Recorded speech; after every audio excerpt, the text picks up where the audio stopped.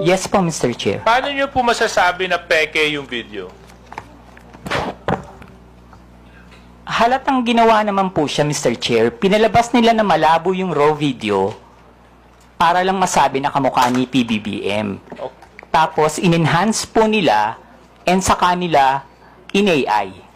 Pebbles, itong sinumpaang salaysay mo ba is ginawa mo ba ito ng kusang loob at wala pong pumilit po sa inyo na gawin at pirmahan ito? Yes po, Mr. Chair. Thank you. May I proceed, Mr. Chair? Ikaw po ay isang vlogger, Pebbles. Tama po ba? Yes po, Mr. Chair. At ito po ba ay full-time mong ginagawa o part-time lang? Part-time? Minsan po kasi hindi po ako nag-vlog for a month. So it's not your main source of income? Yes po, kasi wala po akong, hindi po ako monetize. Okay. Hindi monetize. Pero meron po kayong ibang trabaho? Online seller po, Mr. Chair. Okay, online seller. Pag kayo po ay nag-i-engage sa pagbablog, ano po ang pangalan na ginagamit po ninyo? Pebbles po, Mr. Pebbles. Chair. Kasi nga po, hate ko po yung Vicente. Opo. Halata naman dahil ayaw mong gamitin eh. Ano pong social media platforms ang ginagamit po ninyo? Facebook po. Facebook lang? Meron din po akong ex, pero hindi po ako ganong nagpo-post doon.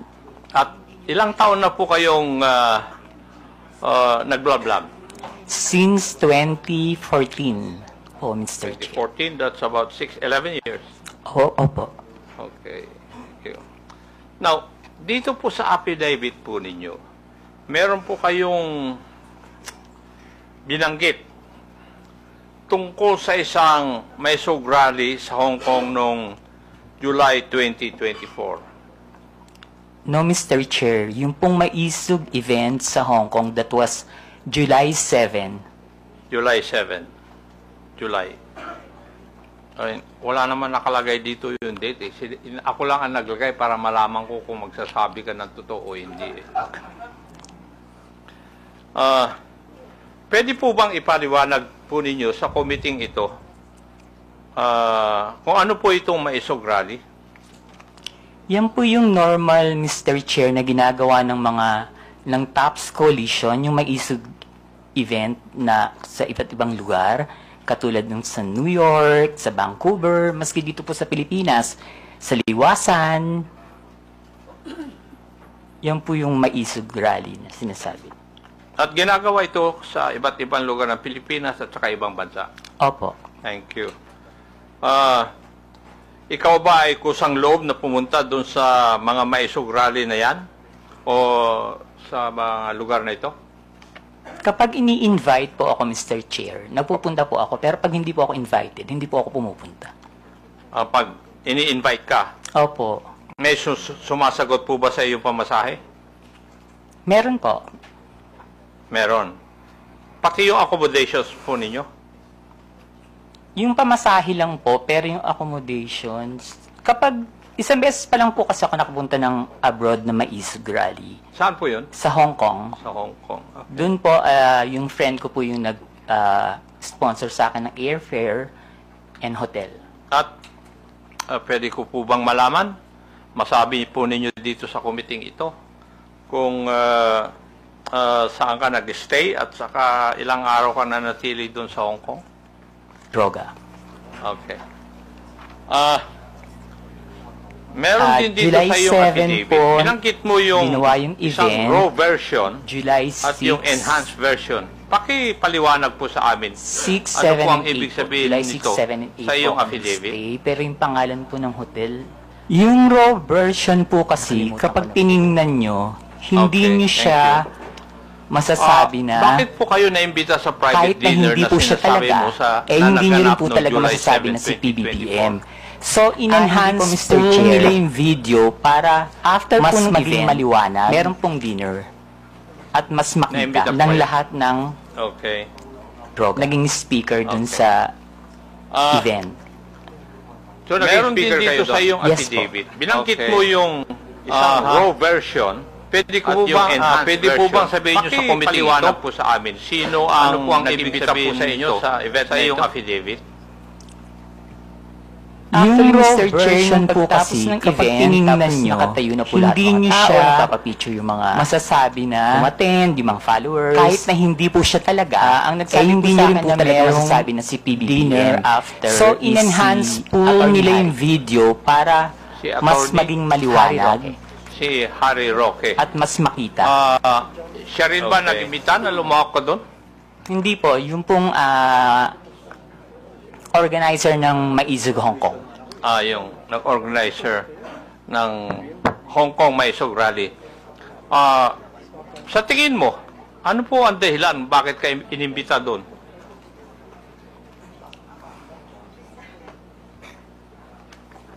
Kapareho rin po nung mga ginagawang rally dito sa Pilipinas na sabihin lahat ng ginagawa ng gobyerno na hindi namin gusto kasi that time kalaban po ako ng gobyerno. Liwanagin po natin yon. Kalaban ka ng gobyerno? Ano Opo. po ang ibig sabihin po ninyo sa ano po? kalaban ka ng gobyerno? Mr. Chair, Kayo po ba ay critic ng gobyerno? Yes po, kritiko yun. po. Kasi Opo, malawak po kritiko yung po. sinasabi po nyo na kalaban ka ng gobyerno. sorry, kritiko po ako ng gobyerno. Kritiko ka ng gobyerno. Okay.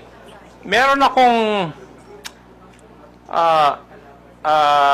meron pong binabanggit sa iyong affidavit na pagkatapos ng nangyaring maisog rally sa Hong Kong, ikaw ay naimbita na dumalo sa isang pribadong dinner kasama ng mga iba pro-Duterte vloggers at personalities.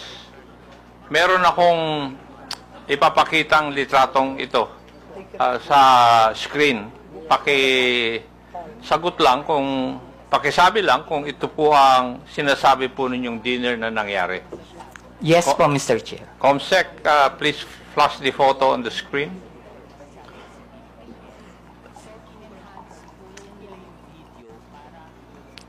Yes po, Mr. Chair. Yan po yung dinner. Yan. Yes po, Mr. Chair. Try ko po lahat. Yung kakilala ko lang po, ha. Opo. Yung pong nakaupo from left side is si Tio Moreno. Yung nakatayo po na Tio Moreno, yung nakaupo dito sa kaliwa, Dito po. naka-black, Hindi po yung naka-brown. naka-t-shirt. Yes po. Ay, ipag doon po kasi ako tumingin. Kasi nasa left sa photo, yes. Okay. And yung nakatayo po na white is si Miss Sas Rogando Sasot. Okay. Ako po yung kasunod. Sumunod po si Miss Joey. Next si Sec Trixie, si Attorney Vic. And then yung nakaupo pong green is si Prof. Ana. Uy. Okay. Yung naka-red, hindi ko po kilala. Yung katabi po ng naka-red, si Attorney Harry Roque. Yung nakatayo pong naka-black, si Daniel Long. Yung naka-green na nakatayo, hindi ko po kilala. Yung katabi ng naka-green, si Pam. Yung katabi ni Pam, hindi ko po kilala. And then yung pong nakaupo sa right, si Mr. Abines. Yung katabi ni Mr. Abines, hindi ko po kilala. Then si Attorney Glenn Chong and si Doc Badoy.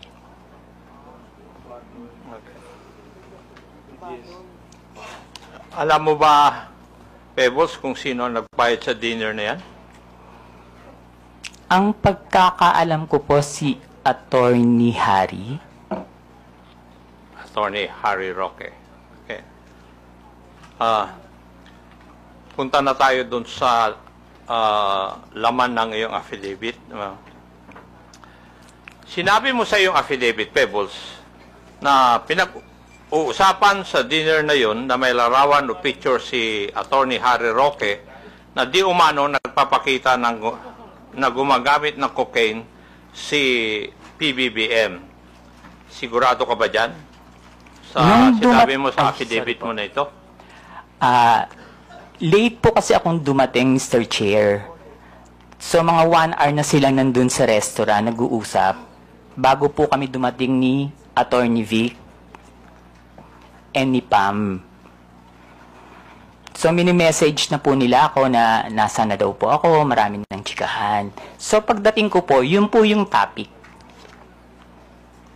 about the Pulburon video. Okay.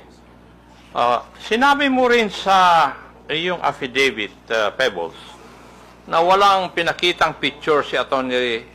Harry Roque doon sa pinag-uusapan po ninyo. Pero base po sa iyong obserbasyon, mukha bang yung ibang mga kasamaan mo ay alam na ito o first time din nilang narinig ang tungkol sa larawan na yan? In fairness naman po dun sa mga kasama ko, hindi po nila alam. Wala po kaming alam lahat. Okay, thank you. Dito rin sa affidavit po ninyo, pinag-usapan din ninyo sa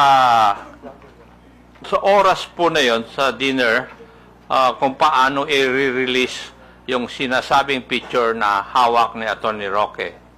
Tama Yes. po ba? Yes po, Mr. Chair. At napagkaisahan na mas maigi na yung photo na yon ay parelease sa isang foreign influencer para mas kapani-paniwala. Mr. Chair, hindi naman po na pagkaisahan, pero nagbibigay po sila ng mga opinion na dapat siguro sa international blogger dapat na maglabas, or yung Australian reporter na nag-interview kay PBBM, pero hindi po siya napagkaisahan. Kumbaga nagbibigay lang po sila ng mga opinion. Okay, thank you. Pebbles, kung totoo man ang picture, bakit kailangan pa maghanap ng foreign influencer to release the picture? Bakit kailangan bigyan ng some semblance of credibility ang pag-release dito? Siguro po, Mr. Chair, para mapanood agad international. Bakit kailangan ng semblance of credibility? Dahil hindi tunay yung litrato or yung photo?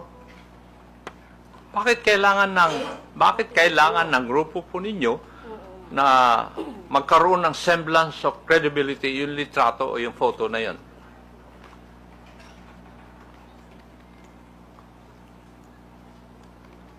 Hindi ko po...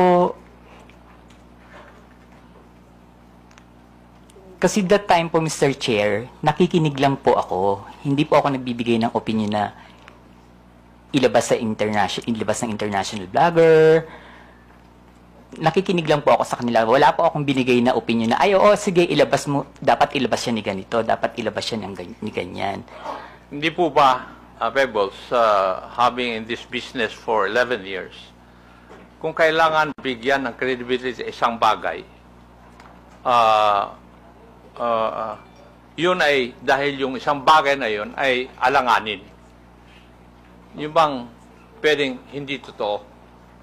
Yes po, Mr. Dahil Chair. kung totoo yun, hindi nyo na kailangan na bigyan ng credence o credibility. Yes po, Mr. Chair. Yes, thank you. Sa iyong obserbasyon, Pebbles, sino ang nangunguna sa diskusyon nung oras po na yun? Mr. Chair, si Attorney Harry Roque po. Si Attorney Harry Roque. Now,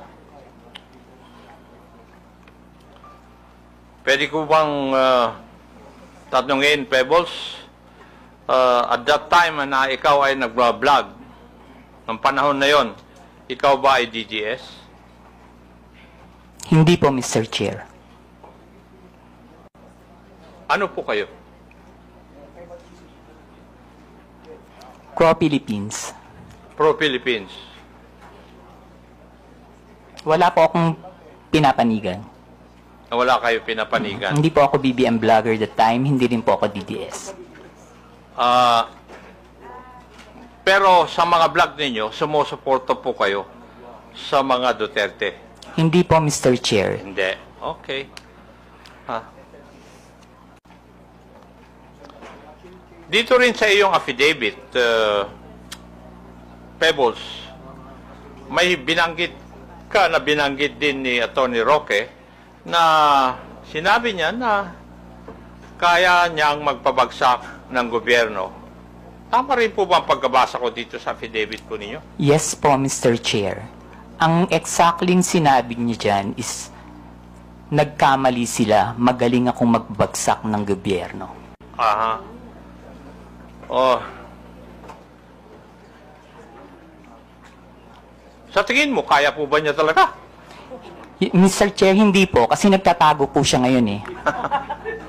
Sa iyong interpretasyon, Pebbles, nung gabi na yon, kung ano man ang pinag-usapan nyo doon, specifically yung supposed photo na gumamit ng cocaine si PBM, ay parte ng plano na pabagsakin ng gobyerno ayon kay Harry Roque? Sa palagay ko po, Mr. Chair, party po yun ang plano ng gusto nilang pabagsakin ng presidente. Okay. Meron po bang ibang pinag-usapan pa nung gabi ngayon? Wala na po, Mr. Chair. Wala na. Okay. Now, meron ka rin binanggit dito sa iyong affidavit, yung may sug rally sa Vancouver, Canada. Dito po yata, inirelease officially, yung photo na pinag-usapan ninyo doon sa Hong Kong may sug rally. Yes po, Mr. Chair.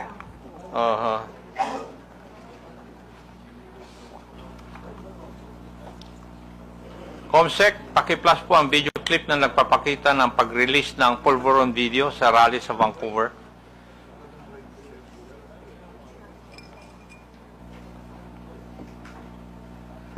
Yan ba'y epekto ng pulburon?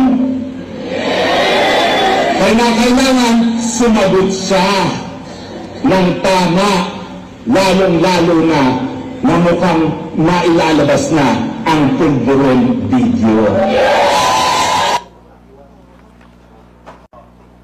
Thank you.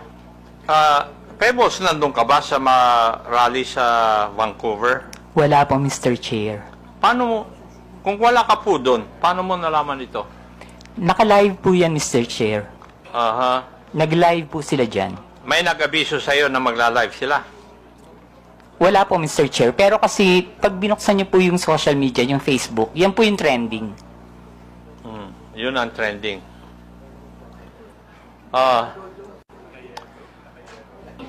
Pebbles, mapapansin sa isang video na si Atty. Roque mismo ang nasa entablado at nangunguna sa rally. Tama. Yes po, Mr. Chair. Siya rin ang nagbibigay ng pahayag sa harap ng mga tao, kaya masasabi ba natin na aktibo siyang bahagi ng event na ito? Yes po, Mr. Chair. So, malinaw Droga. na si Atty. Roque ang isa sa mga pangunahing personalidad sa rally Meron kung din saan dito sa iyong affidavit, inilabas ang binanggit mo Pulveron yung video, isang raw Yes po, version Mr. Chair. at yung base sa enhanced video, version. Siya Pakipaliwanag mismo po sa ang amin. nasa sentro Ano po ng ang ibig kaganapan sabihin nito sa iyong affidavit. Tama rin.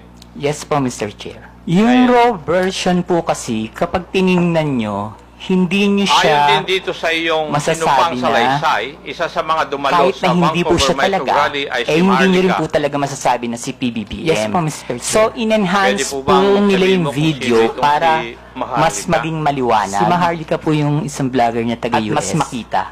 Taga-US, okay. Ayon din dito sa iyong salaysay, parang alam na ni Maharlika ang nilalaman ng video bago pa ito may sa publiko. Bakit po ninyo nasabi ito? Paulit po, Mr. Chair. Ayon dito sa iyong salaysay din, parang alam ni Maharlika ang nilalaman ng video bago pa man ito may sa publiko. Yes po, Mr. Chair. Ano po ang basehan ninyo? Kasi noon pa po niya sinasabi na may video. Okay.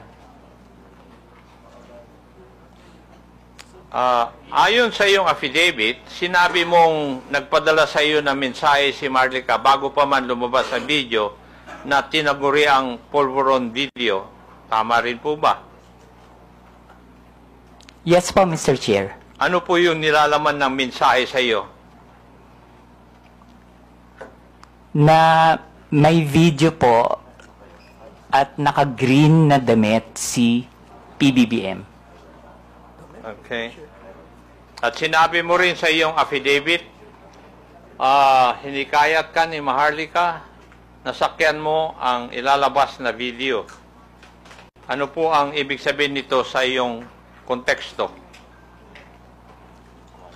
Ang sabi niya po is, sakyan ko na lang. Kasi po, ang sinasabi ko po sa kanya is, nakakainis kayo, bakit kayo may kopya? Kami wala.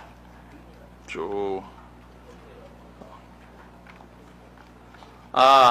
bakit naman kaya sinabihan ka ni Maharlika tungkol sa video bago pa man lang ipalabas to?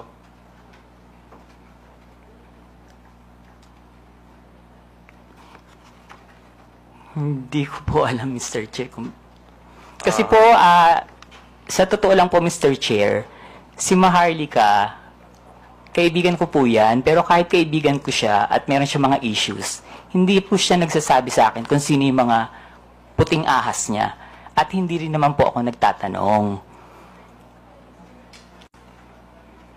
Okay. Hindi na po ako magtatanong doon. May ipapakita akong video. Paki-plus po yung video na sinubmit ni Pebbles bilang Annex B ng kanyang affidavit. Comsec. Ito po ba yung video na pinag-uusapan po natin na Pebbles? Yes po, Mr. Chair. At yan din ang video na pinadala sa iyo ni Maharlika noong July 22? Yes po, Mr. Chair. Ito rin po ba ang tinaguri ang Polvoron video? Yes po, Mr. Chair. Pwede po bang ipaliwanag nyo sa akin? Ano po bang sinasabi o nakikita dito sa video na ito? Naggumagamit po ang presidente ng droga. Okay. Meron din dito sa iyong affidavit. Binanggit mo yung isang raw version at yung enhanced version. Pakipaliwanag po sa amin. Ano po ang ibig sabihin nito sa iyong affidavit?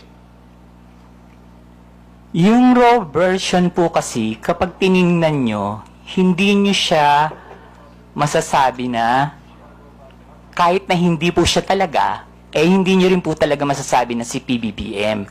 So, in-enhance po nila yung video para mas maging maliwanag at mas makita. Okay.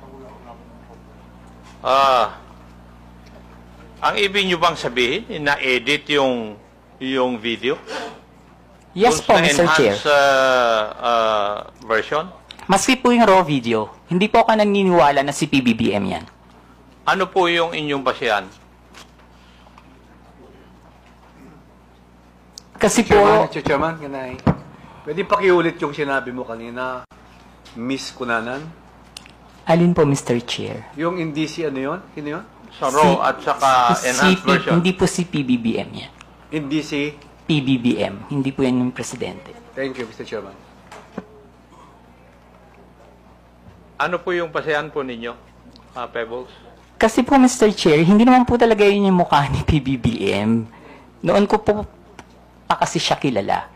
And kung yung edad niya that time, kung titingnan po mabuti yung nasa video, Okay. kung 30 plus pa lang siya or 40, Meron din dito parang wala sa pa iyong po yatang affidavit. cellphone Binanggit nun. mo yung isang raw version at yung enhanced version. Pakipaliwanag po sa amin.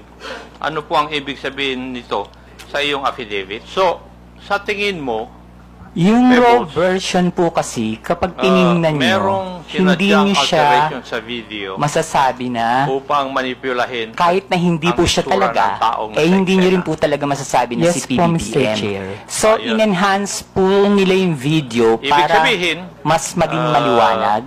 lumalabas na planado At ang mas pagpapakalat ng video para makapanira kay PBBM. Tama po. Yes po, Mr. Chair. At ayon sa iyo, si Harry Roque ang may pakanan dito. Yes po, Mr. Chair. Pero hindi lamang si Attorney Roque ang high official na nasa meeting na yon. Tama po ba? Yung sa Hong Kong po, Mr. Chair. Yes. Politician po ba? Yes po, Mr. Chair. Yes. Okay. Huling katanungan, Pebbles. At sana masagot mo ito. Bakit ka nagsasalita ngayon at bakit ka pumirma ng isang affidavit? Para itama po ang mali. Para itama. Aha. Okay. Thank you, Mr. Chair. I would just like to manifest that yung polvoron video, according to the Philippine National Police Cybercrime Office and National Bureau of Investigation, which have conducted a video spectral analysis, and these officers concluded that the tragic nuts and anti-tragus or parts of the ear of the man in the video did not match those of the PBBM. And there were also independent fact-checking organizations which conducted verification, conducting deepfake analysis insofar as the video is concerned, and all confirmed na hindi po si PBBM ang nasa video. Thank you at maraming salamat, Mr. Chair. Questions to Ms. Pebbles Cunanan. You have the floor. Thank you very much. Ms. Cunanan, nabanggit niyo po kanina na ito pong pulburon video ay peke. Yes po, Mr. Chair. Paano niyo po masasabi na peke yung video? Halatang ginawa naman po siya, Mr. Chair. Pinalabas nila na malabo yung raw video para lang masabi na kamukha ni PBBM. Okay. Tapos, in-enhance po nila and sa kanila in-AI. Okay. So, when you say nila, sino po yung sila? Who do you pertain Alam ko to? naman po, Mr. Chair, na hindi lang si Attorney Harry Roque yung nasa likod ng video na yan. Sino pa kaya, Ms. Pebbles, ang nasa likuran ng video na ito? Hindi ko na po masasabi. Hindi ko po alam. Hindi nyo na po masasabi. But sa palagay nyo po ba, yung mga kasama nyo sa dinner sa Hong Kong ay kasama dun sa pagpapalaganap ng peking video na ito? Hindi po, Mr. Chair. Hindi masasabi. Okay. Hindi po sila kasama. Hindi po sila kasama dun sa paggawa ng video. Okay, kaso lang kasama po sila sa pagpapalaganap at pagkalat ng video. Mr. Chair, meron pong mga DDS vloggers na hindi po nag-share ng video. Okay. And meron din pong nag-share. Meron din po. Karamihan po na nag-share is yung mga vlogger na yung pong yung may mga YouTube, yung mga may revenue makukuha, yung mga small-time vloggers. Okay. Okay. So, kayo, did you share this video? Hindi po, screenshot. Oo. So, Miss Pebbles, no, Miss Pebbles. So, ano sa palagay ninyo ang dahilan kung bakit magpapakalat ng ganitong peking video na namukhang binigyan pa ng oras, panahon at pagsisikap Yoga.